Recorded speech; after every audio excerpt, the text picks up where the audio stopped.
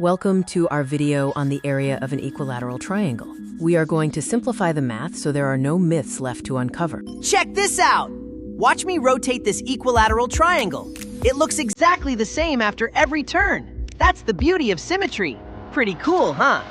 Most of you got wrong in finding the area of an equilateral triangle. It looks exactly the same after every turn.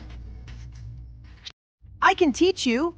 I thought finding the area of a triangle is super easy. 10 of us got wrong in finding the area of the equilateral triangle. Friends, don't worry. We will discuss how to find the area of an equilateral triangle. What do you know about equilateral triangles?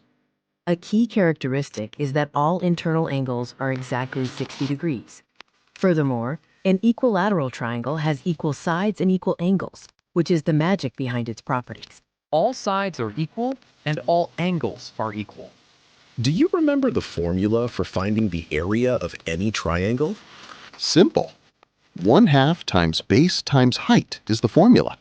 What if the height is not known? In the question, we have only the side of the equilateral triangle as 12 centimeters. Here is our 12-centimeter equilateral triangle. We will use this to find the solution. In this triangle, all sides measure 12 centimeters. Let us draw a line from the top to show the height. The line from the vertex divides the base into equal parts. Is the height 6 centimeters? Nope. Look, we have two right-angled triangles now. Oh, base of one of the right-angled triangle is 6 centimeters. Yes, exactly. I have an idea.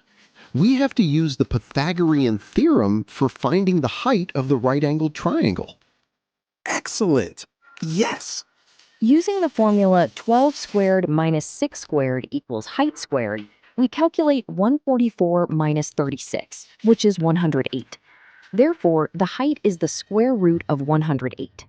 Yes. Now apply the formula for area of the triangle. Using 1/2 times 6 times the square root of 108, we get approximately 31.17 square centimeters.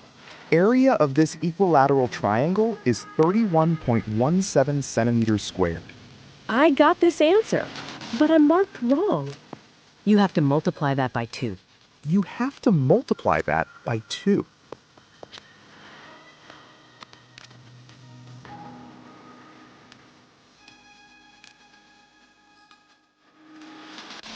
So it is 2 times 31.17 centimeters square equals 62.34 centimeters square, resulting in approximately 62.34 square centimeters.